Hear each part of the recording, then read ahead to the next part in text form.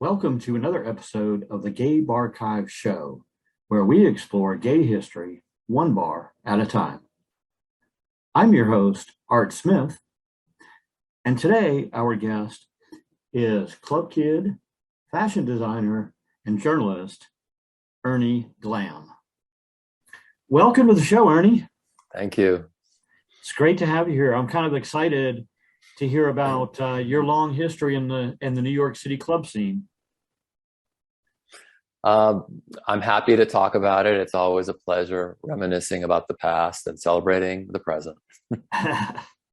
So you've been involved, you were involved in, I guess, what would be tagged as the original club kid scene in New York back in the 80s and 90s, when the club kid scene was really exploding and everybody was kind of hearing about it and, was making waves.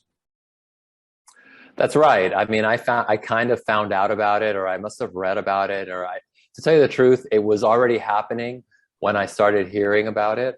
And I just heard that there were these really cool parties in the basement of the tunnel. And that was around 87, I guess. And at the time I was a student at Fashion Institute of Technology, and I would take night classes there. So ever so conveniently, one of the big parties that I started going to at the tunnel was Larry T's Celebrity Club. And it happened to occur on the same night that I had an evening class at FIT. So my class would be over at 10, and then I would just walk over to the tunnel because FIT is on 27th Street, and so is the tunnel. So it was great. I would just go right after school. Yeah, nobody would look at you twice at FIT for wearing clubwear to classroom. No, they wouldn't. Although usually I would come to FIT from work and my day job, where it was kind of wasn't like a flamboyant job. So I'd be wearing like day wear or office wear. And then I would usually have a backpack. So around 10 o'clock when class was over, I would go in the bathroom and change into my club outfit and put on makeup in the mirrors in the bathrooms at FIT. So yeah, I would enter school dressed really plain and leave really flamboyantly. So tell me about the tunnel. What was the space like itself? What was the bar like? Well, when you say bar, like to me, there's a distinction between a bar and a nightclub. To me, a bar is a place that serves drinks and there's no dancing. And whereas a nightclub, there could be multiple rooms, multiple bars, and there is dancing, or there is a dance floor. So the tunnel was a nightclub that had multiple dance floors.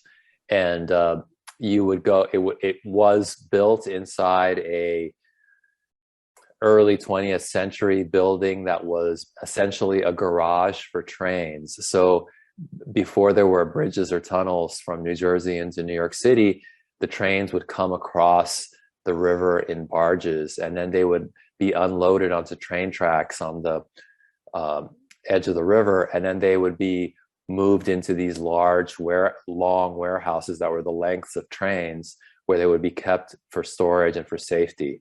And so that's what the tunnel was. And the brilliance of the people who designed the club is that they kept the railroad tracks in part of the club, so that you could see where the tracks were. It was really cool. Like, it really felt like you were inside a train tunnel. So that was the top floor. And then downstairs, there was another level where apparently they kept more trains, but they took the tracks out of there. And that's where the basement was. And that's where Larry T's party was. It wasn't a very large area, like probably not more than 200 people could fit down there, but it was enough to get a scene going. And with an edgy scene like, the club kid concept, it was also an unconventional space. You had an unconventional event happening in an unconventional space. So that could probably added to the whole, the whole feeling of it, because, typically you don't think about opening a bar or a nightclub or a restaurant inside a train tunnel. I mean, that's not the norm. Well, cool rich people do think of things like that. So yeah, but it's not the norm. And thankfully they did that because it was amazing. Uh, the music that was played in that room, Larry T mostly played house music. You have to recall that in 1987, that was the epiphany or the apogee of the house music scene, and that was the really huge, cool sound at the time. So that's what he mostly played, and he was good at playing it, and it was fun. And then the people that were there were mostly college kids from FIT, from Parsons School of Design, from School of Visual Arts, and and then other, scenesters or freaky people. It was a very young scene, and there was an open bar from 10 to 11. So by 11 or 11:30, everybody was really drunk and just being crazy and wild. So it was basically a room full of really young, really drunk people wearing flamboyant clothes. Now, I've already interviewed Larry T, and we talked a little bit about Celebrity Club. And actually, Celebrity Club had its roots in Atlanta. When Larry T was in Atlanta, one of the clubs that he was involved with promoting and DJing at and throwing parties was also called the Celebrity Club. And my understanding from one of the other founders of that original Atlanta Celebrity Club is that they didn't know what they were going to call it. And they were originally down the street in a separate building that had these signs outside that was called the Nightery Club, Nitery. And there were two of those signs outside the club. And when they sold that space or repurposed it, he moved them down a couple blocks to another space. And they didn't have a budget for a sign. So they took the two sets of letters for Nightery Club and said, what can we make out of that? And they made the word celebrity. And so that's supposedly how that name came about. And then, of course, he carried that on up to New York. How long did the Tunnel Club Kid scene last? How long was that bar a popular part of the scene? It's hard. My memory of that time period is kind of fuzzy at this point because it really was a long time ago at this point. But I believe it lasted. I remember going to the Tunnel for at least 2 years or maybe a year and a half. So I started going there in 87. And so for most of 87 and most of 88, I believe I went to the Tunnel and the Celebrity Club. And then after that, I think like around 89 is when the Club Kid scene moved to the World. How did the World compare to the Tunnel? What was the World like? The World was, well, the one big difference was that the Tunnel was in West Chelsea, and at that time there were no residents. This was the time period before Chelsea had become really cool and hip, and New York City in general was not as crowded as it is today.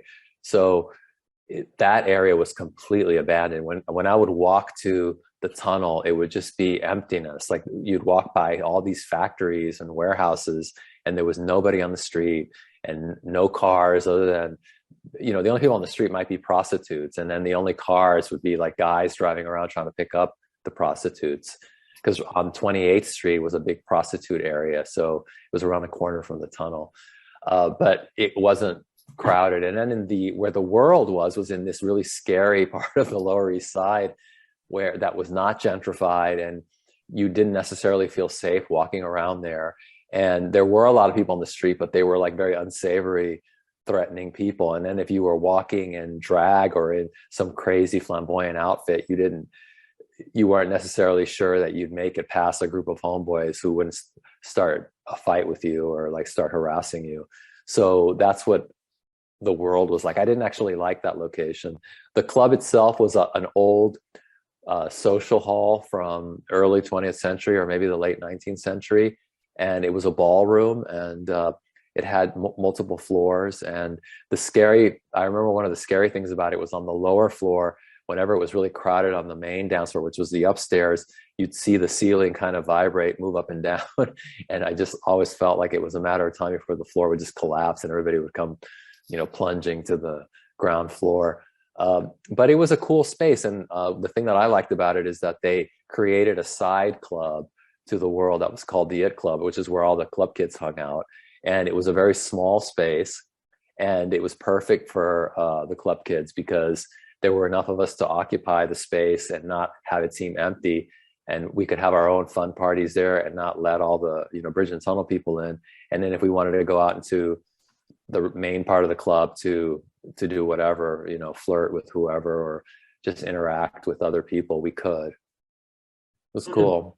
Did the change in venue from tunnel to the world and the change in location geographically, did those elements have an impact on the exposure of the club kid scene and attracting more people or different type of people to the group? Or did it basically stay the same people that were going to, the tunnel kind of migrated over to the world? There was a lot of migration. You have to understand that in the club kid scene, there was a lot of turnover. So every 2 or 3 years, there would be a whole new set of club kids and the reason for that is because a lot of the club kids were, as I said earlier, college students, and a lot of them were in college. So, and once they graduated from college, they would often move away from New York and go back to wherever they came from. So you would see club kids and then they would be gone because they would have moved back to wherever if they decided not to stay in New York. So there was a change in the club kids that were in at the world, but also because by that point, other club kids in other states had started hearing about like this club kid scene, or they had read about it in magazines like Details, or they might have seen that big New York magazine where the club kids were on the cover. So they started moving to New York. So it was different in that respect, that there were all these new club kids that had come and that were at the world. And so yeah, it was a different feeling. The music was also slightly different because by 1989, acid house had become really popular, and that was a very popular form of music at the world. I remember hearing it a lot at the It Club, and even Larry T would play it when the Celebrity Club migrated to the world. I remember him playing it. So the soundtrack was a little different. The arrival of acid house created all this media buzz about ecstasy, because ecstasy was a really big component of the acid house scene. So that's when the TV stations started coming to the clubs. I don't recall that there were any TV crews at the basement of the tunnel, but there definitely was at least 1 or 2 TV crews at the world there to do reports on the club kids and the acid house and ecstasy scene. Now, by the time the world opened as the home of the club kids, you were already ingrained in the culture there. You were involved in it for a few years, and I'm sure people had started to know who you were. You started to be like an actual part of the culture itself, not just an extra person who stopped in there once in a while, correct? I mean, you were pretty much a fixture of the scene by that time. Yeah, I mean, people knew me. And I mean, I made a point to have people know me, and I made a point of standing out. So yeah, people definitely knew who I was. I did at that point, even at the World, I didn't necessarily work there. I think my first nightclub gig was at the World at the It Club. Michael Alig hired me to throw a party there. And so yeah, like for the first couple of years that I was in the club kid scene, I wasn't actually working in the clubs or being paid to be there. How long did the scene stay kind of focused on the World? How long did that It didn't seem to have stayed there very long. I really only remember it being there for like maybe a year in my memory. Maybe I'm wrong, I don't know, but I remember the scene quickly moving to Red Zone after the tunnel, after the World. And because Michael had gotten a job offer there, Michael Alig. So when he moved there, basically all the club kids moved there. And I mean, one of the reasons all the club kids moved there is because, one, he was hiring us to go dance at the Red Zone. He would pay us $75 a night to go dance on the bar or on boxes and by the dance floor, or just to be hosts. And he would give us, basically lots of free drinks So a lot of the club kids didn't have that much money. So if wherever Michael Alig went, the club kids would go because they knew they could get free drinks and they could possibly be paid to be there.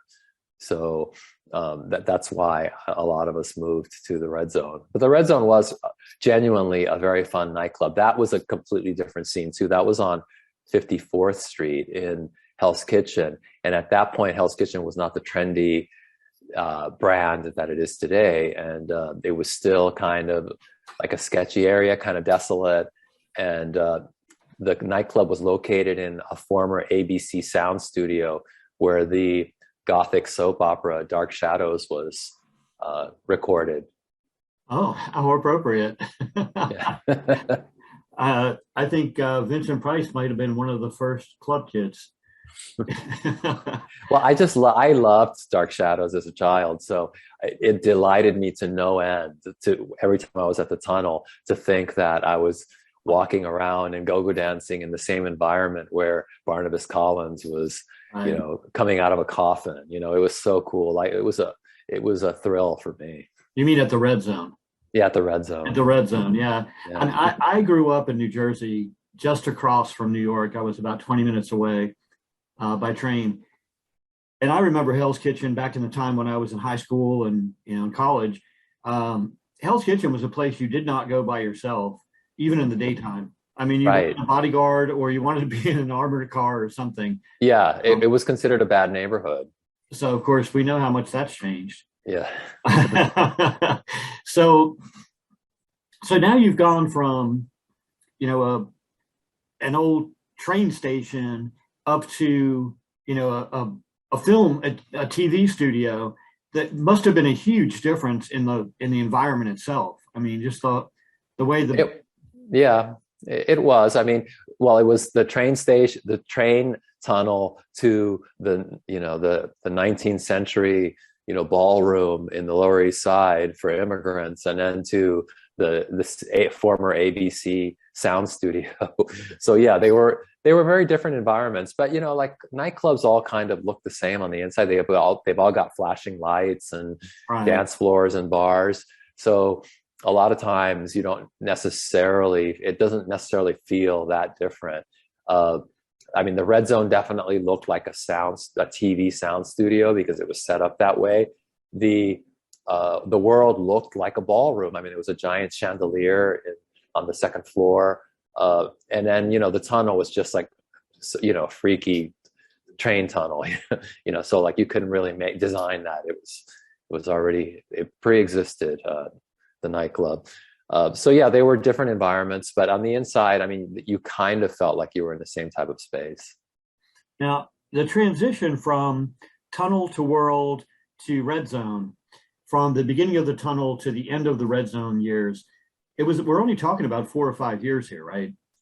Yeah, correct. Because we're basically talking 87, 88, 89, and then maybe the first half of 1990. So yeah, about 3.5 or 4 years. So this is a pretty quick transition, moving from one place to the other. Did you notice a difference as you moved to new locations and, Michael became more well-known and more well-connected and more people started coming into the scene?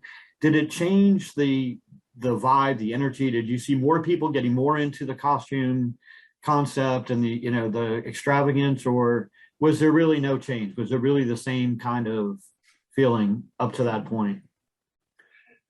Yes. Well, you have to remember that in 1987, there was a tremendous recession, and Wall Street crashed in 1987.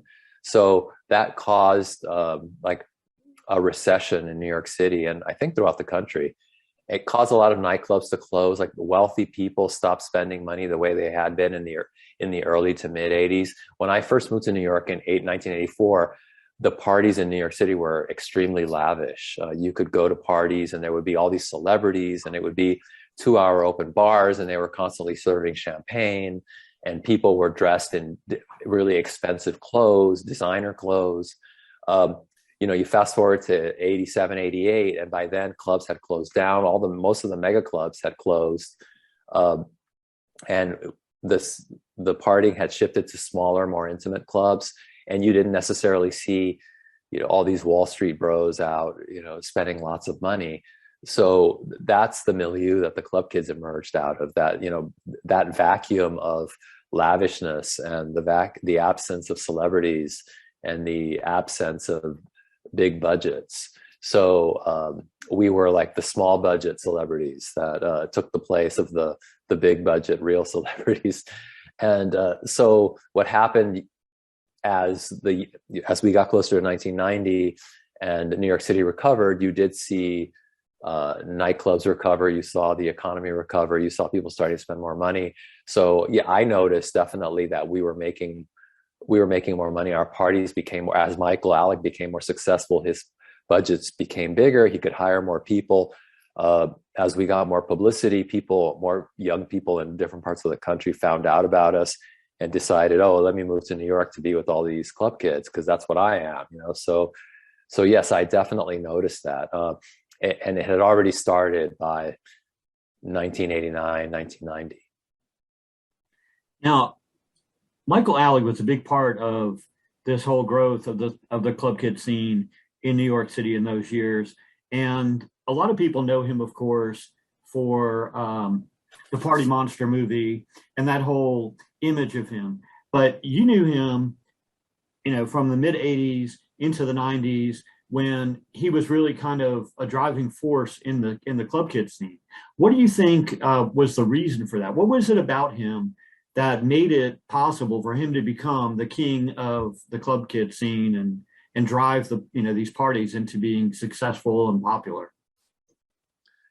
The club kid scene would not have happened without him. That's for sure. And he had this very magnetic and electric, childlike imagination. And he wasn't afraid to do things that might be considered taboo. He had psychological issues for sure. And so some of the normal inhibitions that a well-adjusted adult might have, he didn't have those, so he had no filter. He would think crazy thoughts and then speak his crazy thoughts or act on his crazy thoughts. So on the one hand, it made him scary, and on the other, it made him really fun and exhilarating. So that's why I think the party scene benefited so much from his contributions and from his ability to get wealthy club owners to buy into his ideas and his promotions. And I don't think the club owners would have done that if they hadn't all made a lot of money off of his ideas. So his ideas were very successful. And we didn't necessarily make a lot of money off of them, but the club owners did. Now, were those traits the same kind of things that attracted you to him? You were, a friend, a roommate, in some respects, a business partner, working with him on some of these events. Are those the same traits that attracted you to him as a person? Yes, he was very charismatic. He is very funny. I used to be a more reserved person than I am today, and I used to be more self-conscious too. But when I was around him, I didn't feel very reserved or self-conscious. He was kind of like a catalyst for my creativity, and he kind of would egg me on to do things beyond my comfort zone.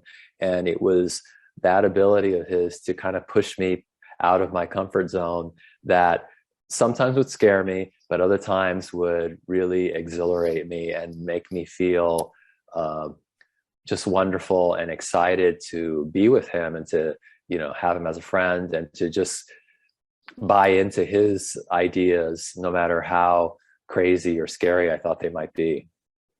Now, to put it into some kind of perspective, these first 4 years of the scene from 87 to 90,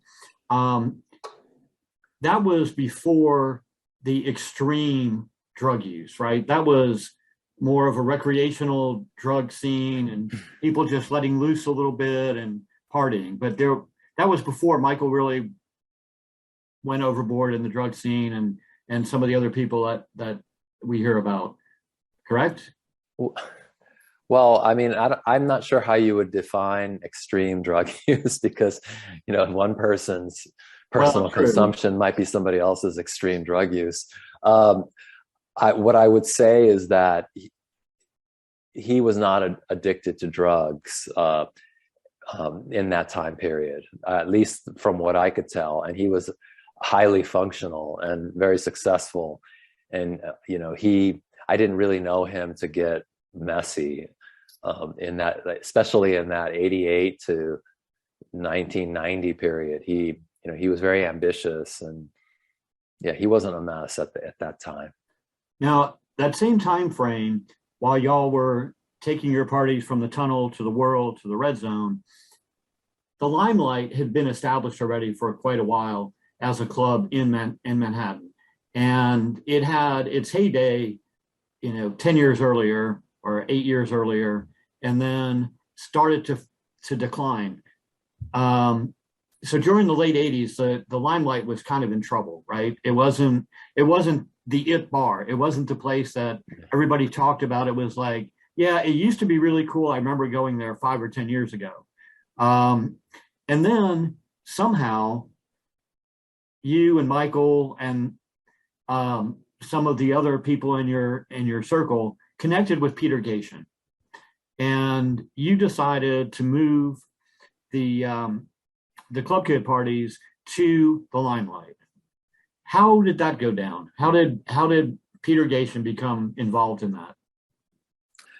I really can't tell you how that happened. What I can tell you is that it was basically Michael Alig who met with Peter Gatien.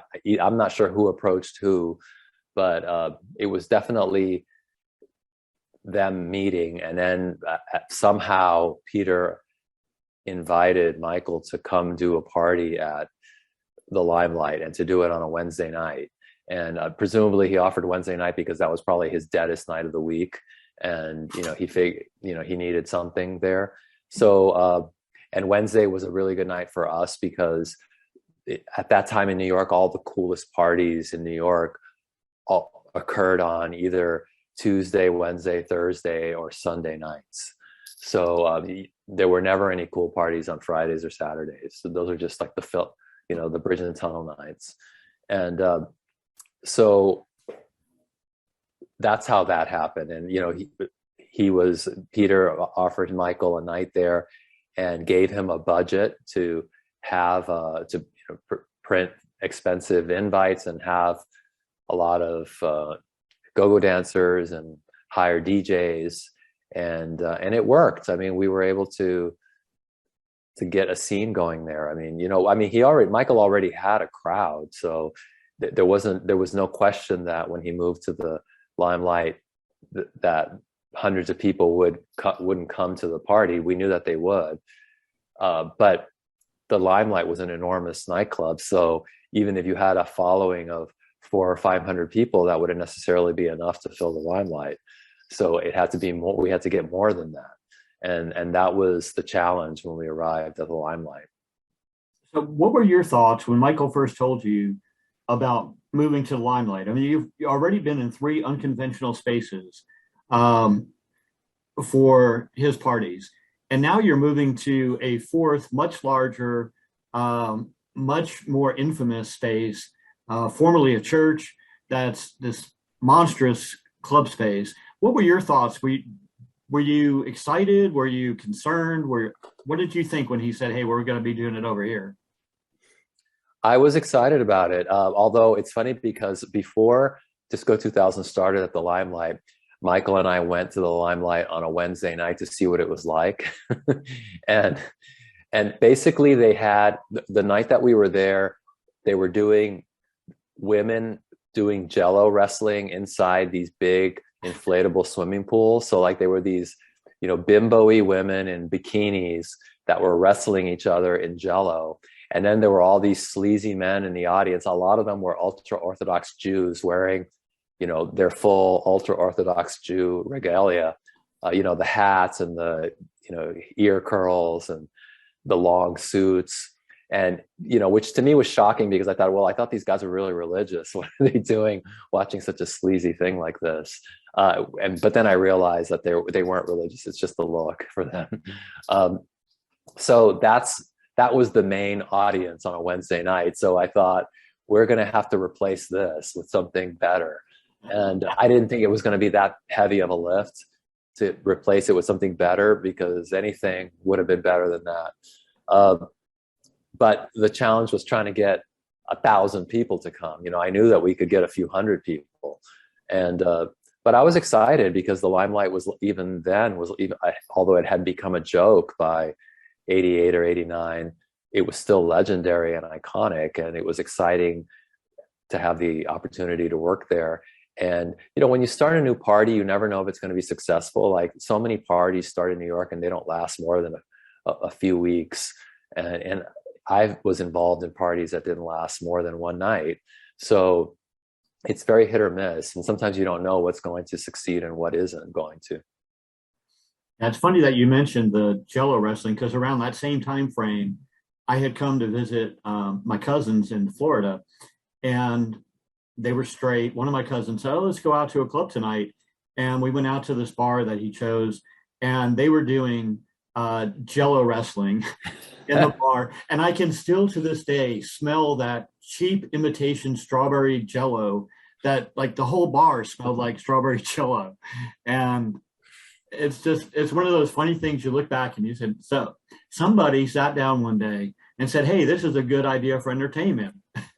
and people bought into it for a while. But you came in, and now at this time, once you moved to Limelight, you became a permanent fixture of Disco 2000. You were working alongside Michael for the club. That was your job, correct?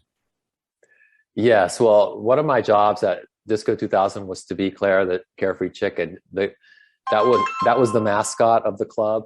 And so my job was to wear this fake fur chicken suit and dance on the stage for 2 or 3 hours a night. And it was exhausting and awful, but fun at the same time. And I got into it. It was kind of like my drag persona. So I did that for about 3 years.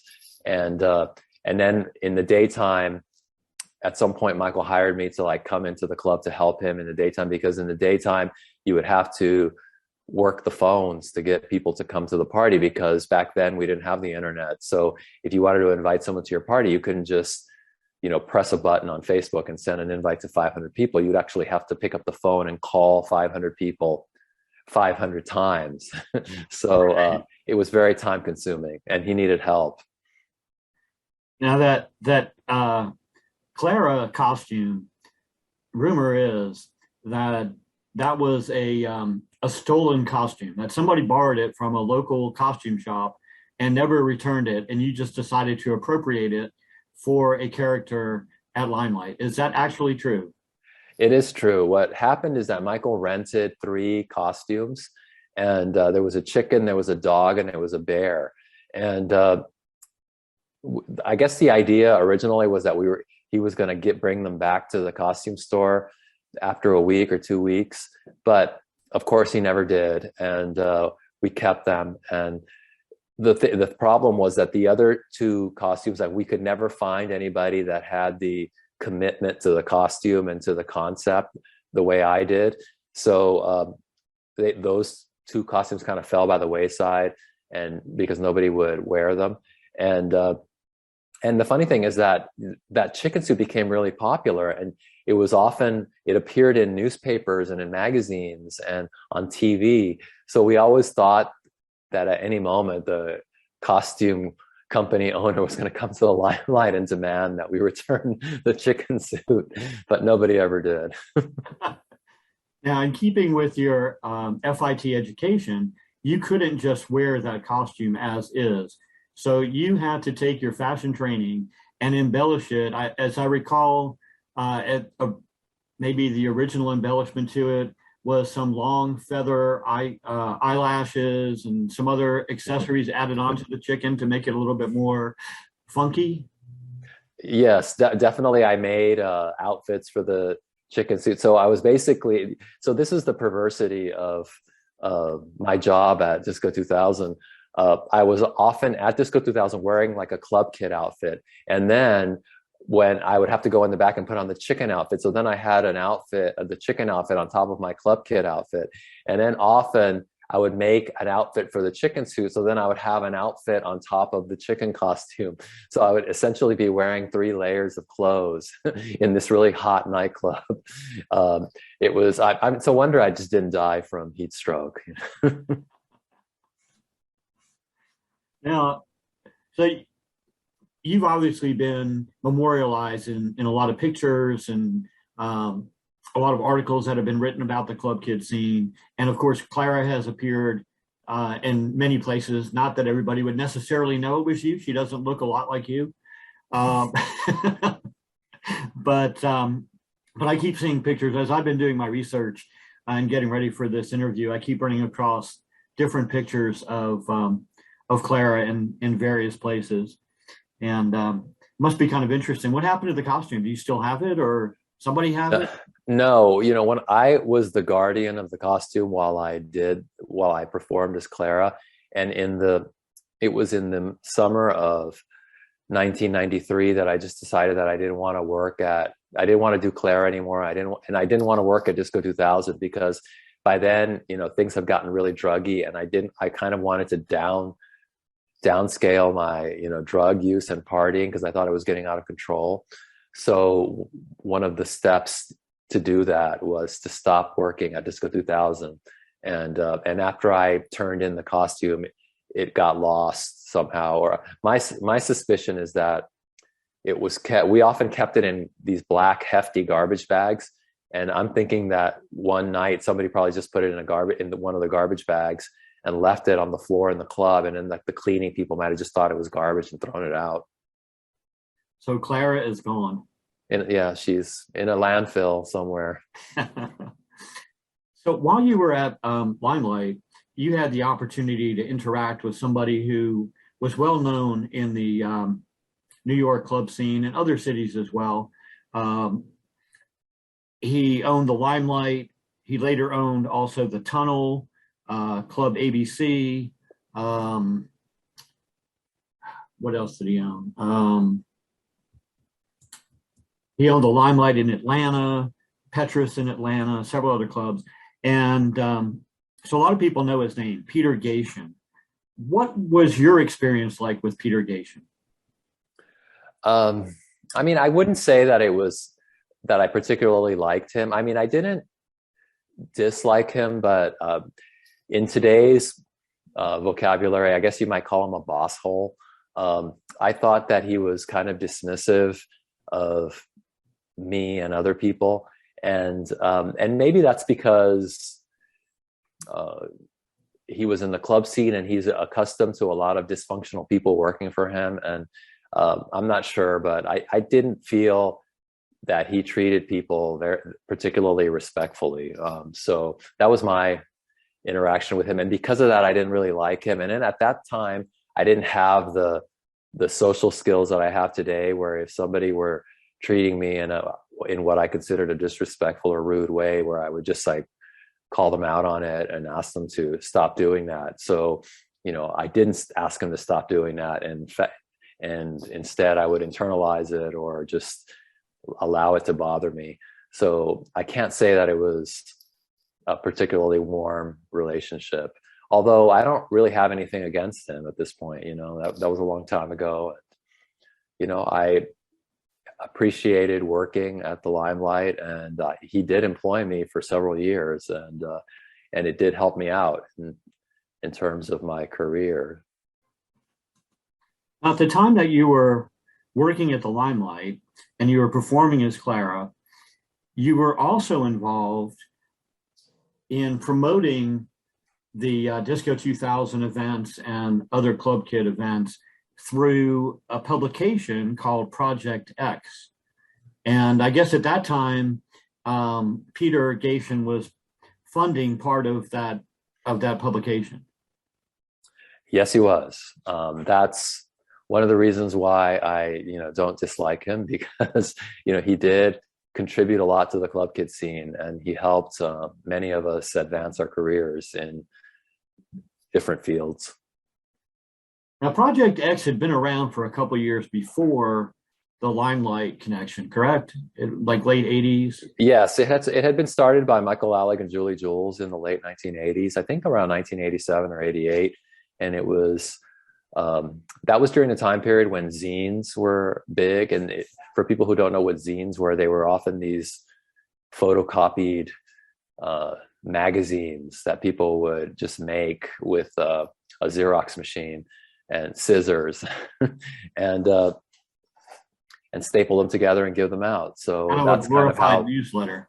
Yeah, it's like a glorified newsletter. And so that's how it started out, and it just got slicker. Yeah, and that transition happened about the same time that you started writing for Project X and Peter started funding Project X, is when it became more of a legitimate magazine, and attracted more advertisers from liquor companies and clubs around the country. It became more expansive. It wasn't just an underground New York City, club kid flyer. It was more of a club scene magazine that went beyond the city. Yes, I mean, that another reason to be grateful to Peter Gatien, that he helped Project X take a national platform and become distributed nationally. I think at that time is when we were able to secure a distribution deal where the magazine was distributed to cities around the United States. So yeah, it was his investments. He definitely helped us make the magazine better. And obviously we still had a lot of work that we had to do to do that. But without his money, it probably wouldn't have been possible. Now, once Project X got started to get bigger, and of course, the more cities you're in and the more clubs that are advertising with you, the more exposure you're getting because all these other people are seeing it. It started to create a little bit more, I guess, vibe even for the Disco 2000 scene and everything else that was going on that you were working on and Michael was working on. It gave you a little bit more exposure and credibility, I guess. Well, it definitely gave us more exposure. I don't know if it gave us more credibility, but yes, we definitely got lots of attention. That's indisputable. Yeah, and that was a great time to be in that situation. The gay scene was kind of exploding. I remember I moved to Atlanta in the early 80s, and through the 80s and into the 90s, the club scene was pretty explosive. You were starting to see a lot of new clubs. Even a city like Atlanta, which is not huge, back then had, maybe 30 different gay bars you could go to, 30 different outlets. And so it was really kind of a dynamic time for a lot of experimentation in the club world. And I'm really glad that y'all were able to, kind of revive Limelight, and otherwise it might have just fizzled out into nothing. And who knows if anybody would be talking about it now. People would be still talking about it because that time period when the Limelight first opened in the early 80s, it really was a remarkable place. And, Peter's vision in opening a club there was, remarkable. And so nobody can take that away from him.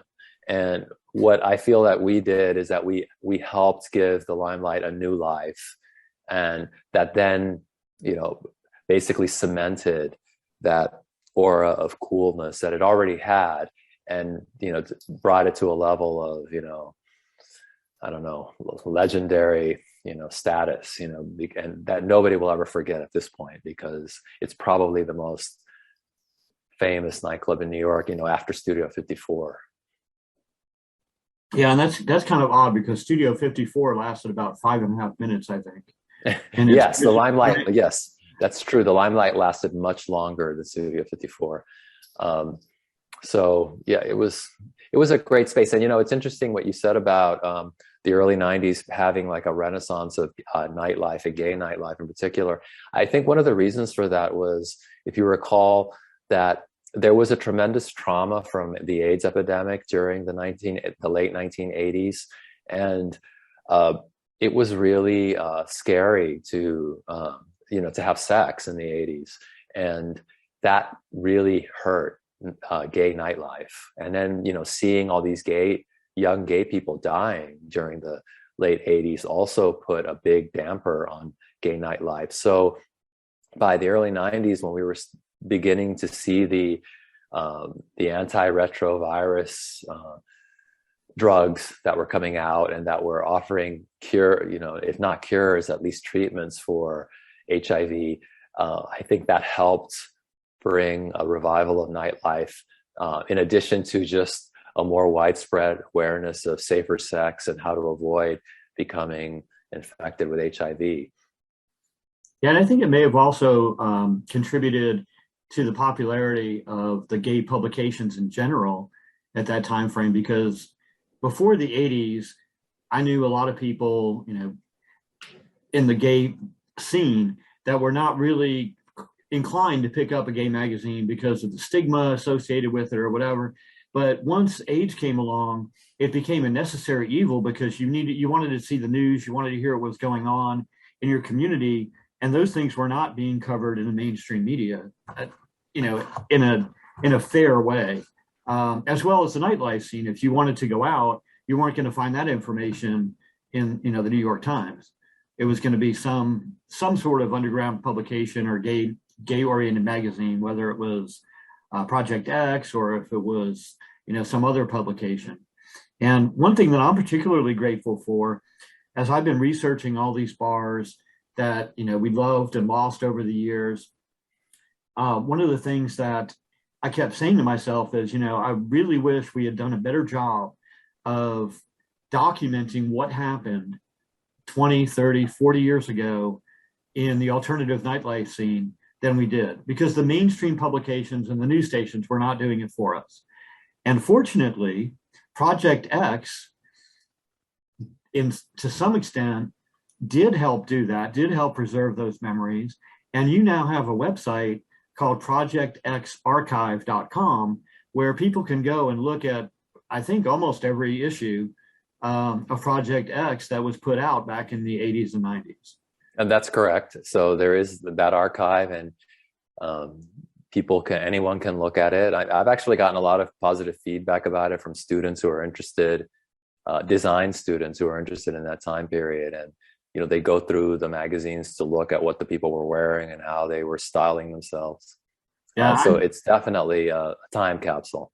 And I appreciate, everybody involved in that project for doing it, because it makes my job easier. And I love looking at these old things and reading articles about something that happened 30 years ago in the club scene and saying, oh, wow, it's a firsthand account, not somebody telling me 40 years later, but it was written right then.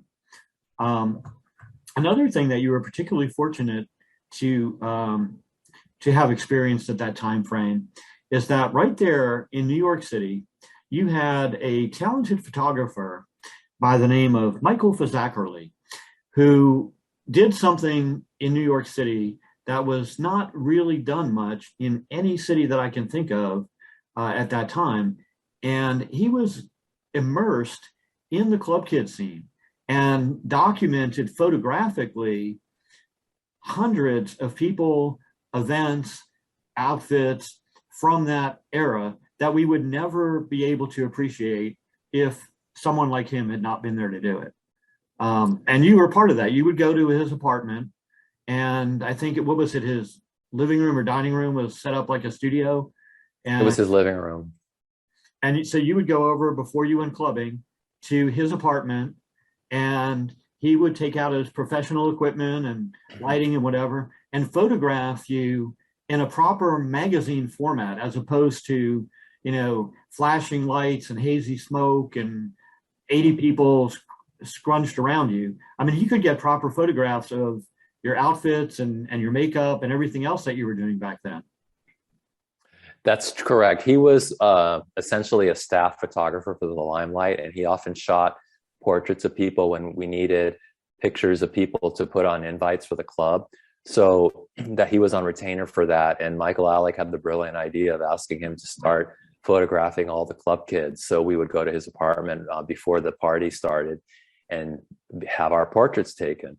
And you're right. I don't know of any other photographer in New York from that time period that was doing that. There were other photographers that were coming to the nightclubs and taking photographs, but those were candid shots inside the club, which are also valuable.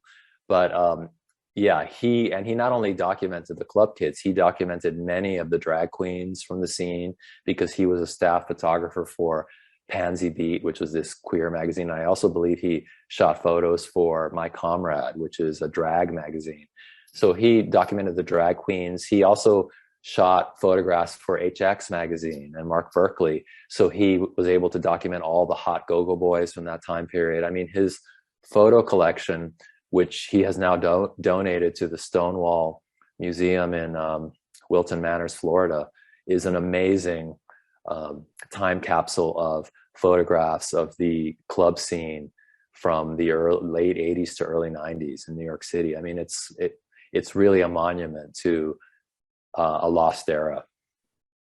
And speaking of the Stonewall, I had Hunter Ohanian, the executive director of Stonewall, do a walkthrough video about 35 minutes introducing the Stonewall to everybody as an episode for my GayBarchives show. I went down there a couple months ago, but I wanted to point out that you did an interview with Michael Alig right there at the Stonewall, and that video is on your YouTube channel. So anybody that wants to learn about his photography and the Stonewall archives down in Wilton Manors in Florida, they can go right to your YouTube channel, watch the video, and see you sitting in the space talking about his artwork and his photographs and about the Stonewall Museum. That's correct. That exhibition was called Nightbirds, and it is posted on my YouTube channel, which is called The Pew, P-E-E-E-W. It's a YouTube comedy show that I hosted with Michael Alig for several years. And then you got to include Michael's photographs in there. So, that's correct. Now, in addition to Michael documenting the club kids themselves and the drag queens, it also has kind of a special place in your heart, I'm sure, because you designed many of the club kid outfits that you yourself wore, that Michael Alig wore, that several of the other club kids in your circle wore. And in the course of Michael taking these photographs, he's documented some history of your club kid design from the early years. Yes, thank goodness, because if it weren't for his portraits, I would have far fewer photographs or documentation of my creative output from that time period. I must have designed a couple of hundred club kid costumes for Michael Alig, and I only have photographs of maybe 30 or 40 of them. And the crazy thing is that at that time I had a camera. I don't know why it just didn't occur to me to take more pictures, but back then it was more expensive to take a picture. Every time you took a picture, you'd have to have it developed. You'd have to take it to a store. It's not like today where you just have a phone, you take a picture and it doesn't cost you anything. There's no investment of time or money in it. Yes, thank goodness for Michael Alig. I really am grateful to him for his documentation and for just taking so many fabulous pictures of me. I noticed they're not plastered all over your wall, but you don't have a whole wall of pictures of yourself back there. It's funny like that. Anybody would think that, I don't know, I don't want to look at pictures of myself. I'd rather look at pictures of other people than pictures of myself.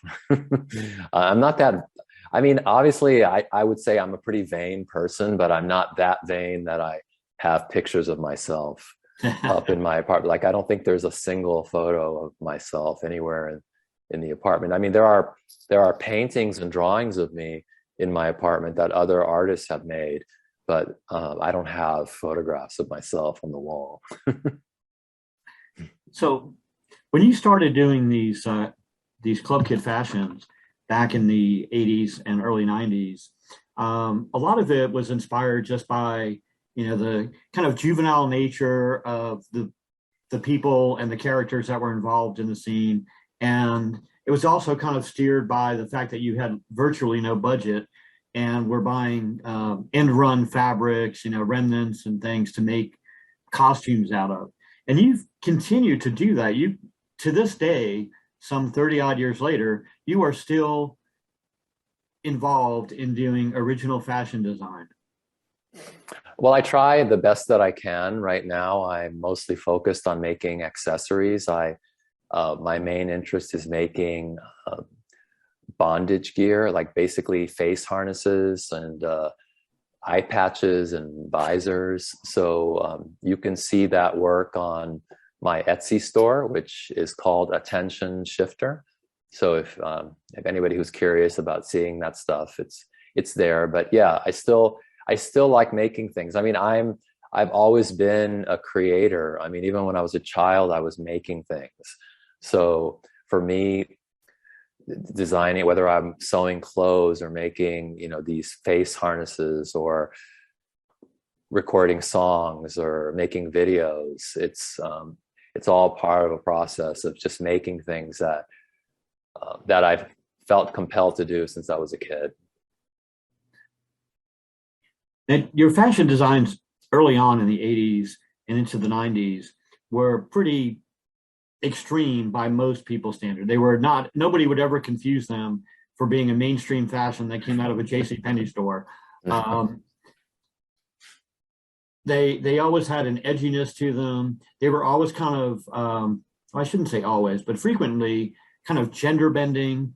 It was almost like the club kids seemed to define what we now call non-binary, because there was no concern for, oh, well, I'm making this for a guy, so it should be brown and blue and masculine looking, or I'm making this for a girl and it should be pink and yellow and really frilly. You blurred all the lines. You did whatever and took playful juvenile fabrics and pastel colors and made a modified version of a sundress with no ass for Michael to wear to the club. What was the inspiration for that? Where did you come up with those ideas to just throw caution to the wind? Well, it was, we were trying to, get attention and to shock people and to be sexy at the same time as we were being clownish. And so it was all these impulses, kind of pushing me in that direction. Like I was always interested in bondage gear, and I was always interested in cartoons and in Hello Kitty and in cartoons and the circus and clowns. So I just took all of those interests and, distilled them into something that could be called the club kid look.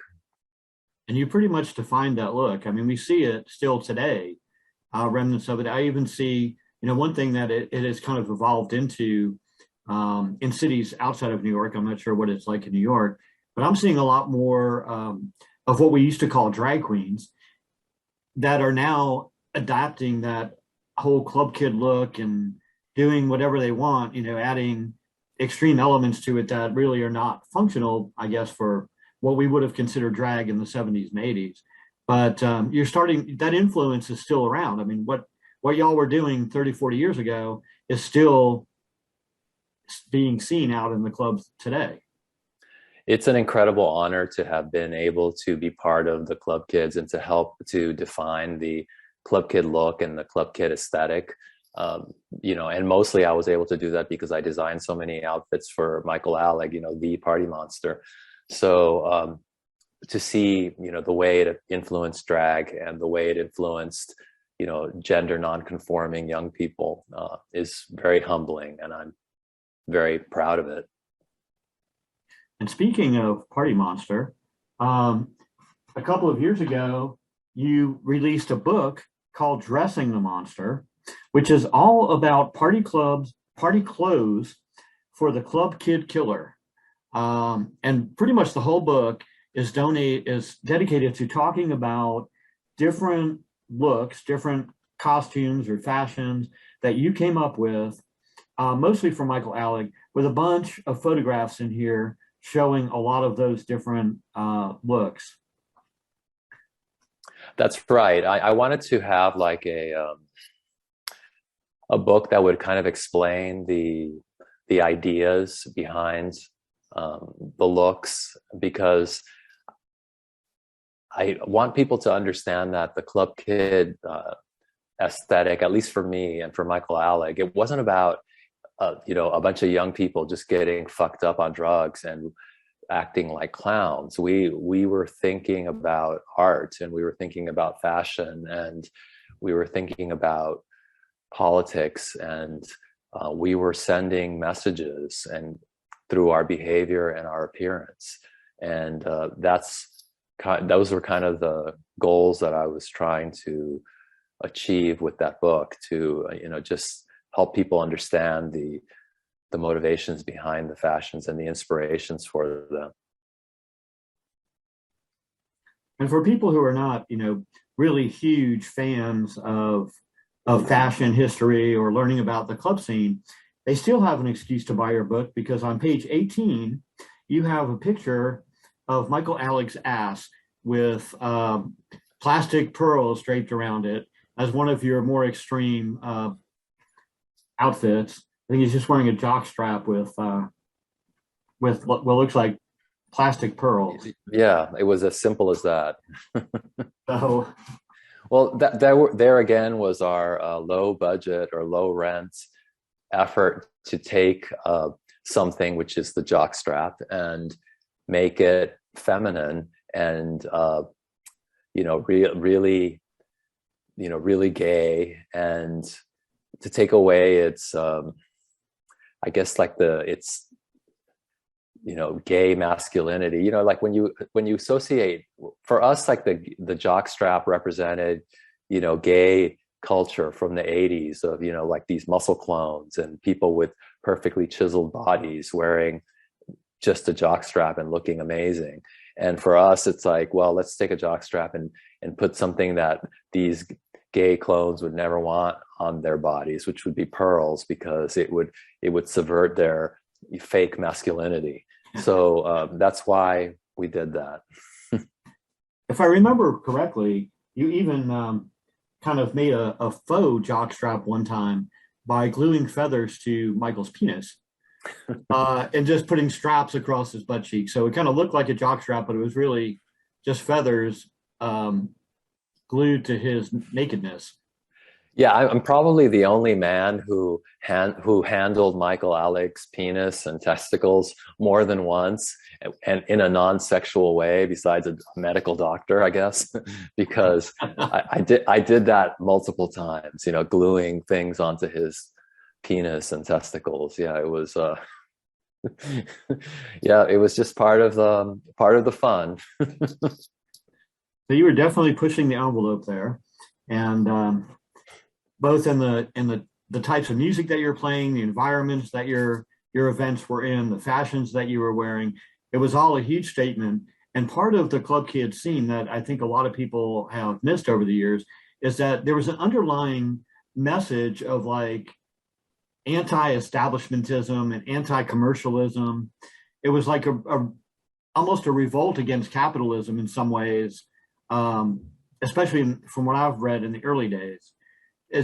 Did that play into it at all? Did you feel like you were kind of snubbing your nose at society in general and saying, hey, we are who we want to be, and screw you? Well, yeah, I mean, yes and no. I mean, I think that the Club Kids did represent, we were, I guess, an extreme parody of our consumer society, because at the same time that we maybe weren't part of the mainstream, we were making fun of it in different ways. And I mean, we all still would say, yeah, we want to be famous, we want to be fabulous, because we did want to be fabulous.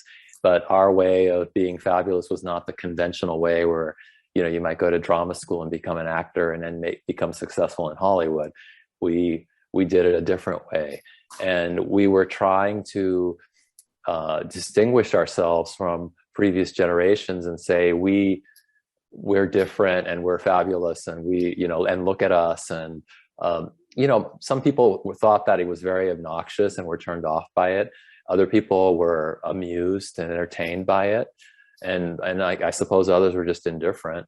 But I think we were successful in distinguishing ourselves because decades later, people still talk about club kids, whether it's for better or good or positive or negative. It's still a topic of discussion, and people still look at that time period with some kind of nostalgia, like, oh, if only we could have that again.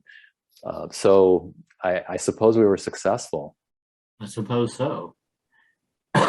When you were, getting involved in the scene and kind of dipping your toe in the club kid pool for the first time, almost 35 years ago, did you ever envision that people would still be talking about it and that you would still be interviewed about it 30 or 35 years later? Or did you just think it was, oh, this is what, the trend of the day?